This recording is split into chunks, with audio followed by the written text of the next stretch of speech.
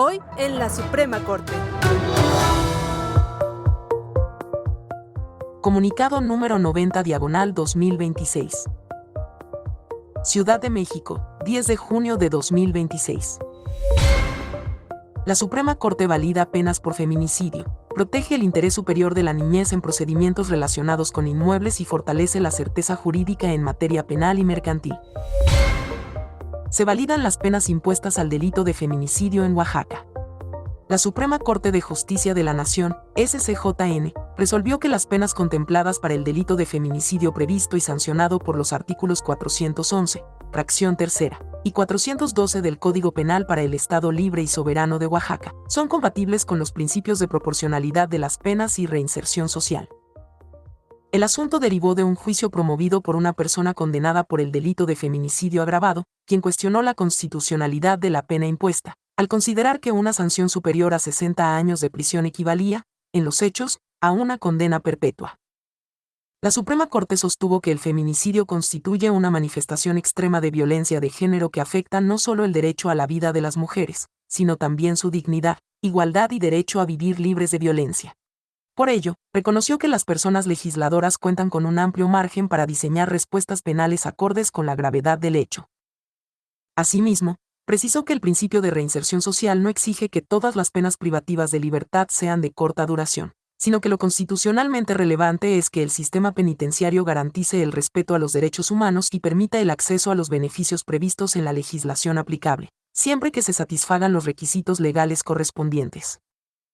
En consecuencia, la SCJN determinó que la pena básica de 40 a 60 años de prisión para el delito de feminicidio, así como el incremento previsto cuando exista una relación de parentesco, confianza o cercanía entre la víctima y la persona agresora, son compatibles con la Constitución Política de los Estados Unidos Mexicanos. Amparo directo en revisión 7013/2025. Resuelto en sesión de pleno el 10 de junio de 2026. Se garantiza el interés superior de la niñez en procedimientos relacionados con la liquidación de sociedades conyugales. El Alto Tribunal resolvió un asunto que se originó cuando una pareja culminó su vínculo matrimonial a través de un divorcio incausado, en el que se determinó que la patria potestad de su hija la conservarían ambos padres, mientras que la guarda y custodia provisional la obtendría su madre, precisando el domicilio en el que debía ejercerse. Años después, el padre promovió la liquidación de la sociedad conyugal, la cual culminó con la orden de la persona juzgadora de vender el inmueble en donde habitaba la hija de los propietarios. Inconforme, la hija adolescente promovió un juicio de amparo en el que reclamó que dicha orden vulneró su derecho a la vivienda digna, a participar en los procedimientos que les podrían afectar, y además, se omitió juzgar con perspectiva de infancia. En primera instancia, la persona juzgadora estimó que la adolescente no tenía interés jurídico para promover el amparo porque la sentencia impugnada únicamente abordaba el patrimonio de sus padres. Además, refirió que la adolescente no puede conducirse bajo sus propias decisiones, de manera que el cambio de domicilio debe ser valorado y decidido por sus progenitores. Ante ello, la adolescente promovió una revisión que la Suprema Corte atrajo para su resolución. El Pleno precisó que los padres de la adolescente están directamente obligados a otorgarle alimentos, incluyendo habitación, por lo que cualquier decisión emitida sobre el bien inmueble en el que habita su hija sí incide en la materialización de su derecho a recibir alimentos y en el acceso a un nivel de vida adecuado. Por ello, se ordenó reponer el procedimiento para que el juzgado de distrito recabe oficiosamente pruebas que permitan conocer si existe un convenio en el que se resuelva sobre la guarda y custodia definitiva o el régimen de alimentos, o en su caso, se inste a las partes para que resuelvan conforme el interés superior de la niñez y se garantice a la adolescente participación en el procedimiento. Además, se deberá dictar una nueva resolución en la que con perspectiva de infancia resuelva el asunto considerando el posible impacto que pudiera causar en los derechos de la adolescente. La Suprema Corte emitió un proyecto de sentencia en formato de lectura fácil con el objetivo de explicar a la adolescente el estado que guarda el asunto. Amparo en revisión 520/2025. Resuelto en sesión de pleno el 10 de junio de 2026. Se confirma la validez de la norma que permite revocar la libertad bajo caución en casos de delitos graves. El máximo tribunal validó el artículo 568, fracción quinta, del Código de Procedimientos Penales para el Distrito Federal, ahora Ciudad de México, que establece que la persona juzgadora puede revocar la libertad caucional cuando durante la etapa de instrucción apareciere que el delito es grave. El Tribunal Pleno concluyó que la norma es suficientemente clara, pues el vocablo apareciere se utiliza de manera sistemática en el propio ordenamiento. Además, la revocación de la libertad bajo caución, medida cautelar que permite a la persona imputada enfrentar el proceso en libertad a cambio de una garantía y bajo ciertas obligaciones, tiene como finalidad proteger el adecuado desarrollo del proceso y evitar daños graves a la víctima y a la sociedad. Se precisó que esta revocación puede impugnarse a través de los medios ordinarios de defensa y que la persona procesada conserva la posibilidad de solicitar nuevamente la libertad bajo caución si cambian las circunstancias del caso, lo que es acorde con los derechos de audiencia y defensa adecuada. El asunto tuvo origen en un proceso penal iniciado en la Ciudad de México por hechos de violencia física y verbal en agravio de una mujer adulta mayor.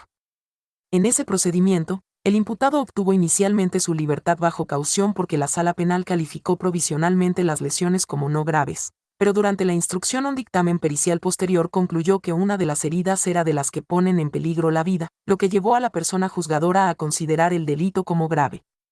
El procesado promovió un juicio de amparo en contra de la orden de reaprehensión y señaló que la norma resultaba ambigua porque permitía reclasificar anticipadamente el delito.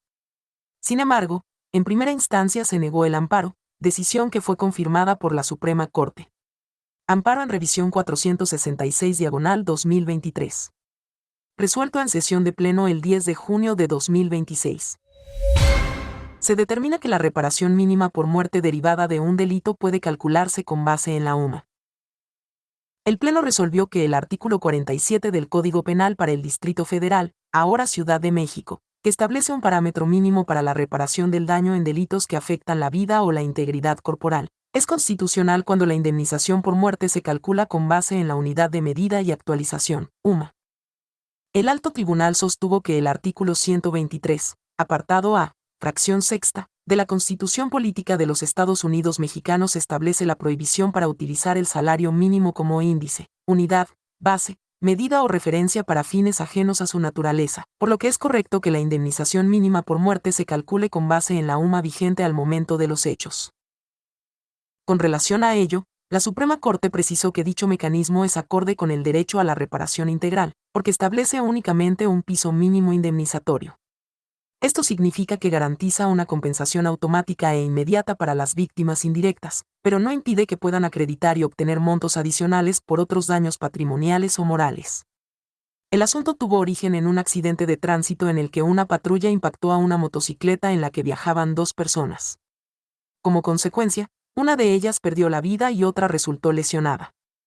Por estos hechos, el conductor de la patrulla fue condenado por homicidio culposo, lesiones culposas y daño a la propiedad, así como al pago de la reparación del daño, misma que, en consecuencia, se calculó utilizando la UMA. Amparo directo en revisión 2082/2025. Resuelto en sesión de pleno el 10 de junio de 2026. Se determina la constitucionalidad del artículo que prevé las facultades de las personas juzgadoras para dictar medidas cautelares dentro de procedimientos mercantiles.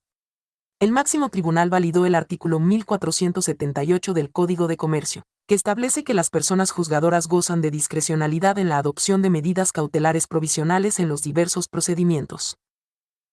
La Corte explicó que este precepto otorga esa libertad porque las medidas cautelares se pueden dictar en procedimientos cuyo origen puede ser muy diverso, por lo que delimitar los supuestos o posibles casos en que pueden actualizarse reducirían la efectividad de las mismas.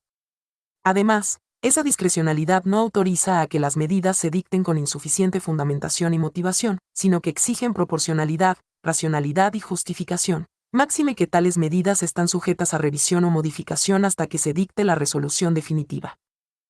En este asunto, dos empresas celebraron un contrato, cuyo objeto era una embarcación y en la que establecieron que, ante desacuerdos, acudirían a un procedimiento de arbitraje internacional en Singapur.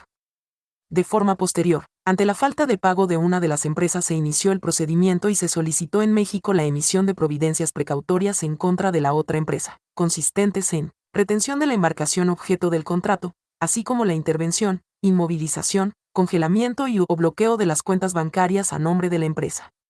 Estas medidas fueron otorgadas por la persona juzgadora que conoció del asunto. Sin embargo, la empresa afectada promovió un juicio de amparo en el que alegó la inconstitucionalidad de la norma que permite a la autoridad jurisdiccional otorgarlas, mismo que fue negado.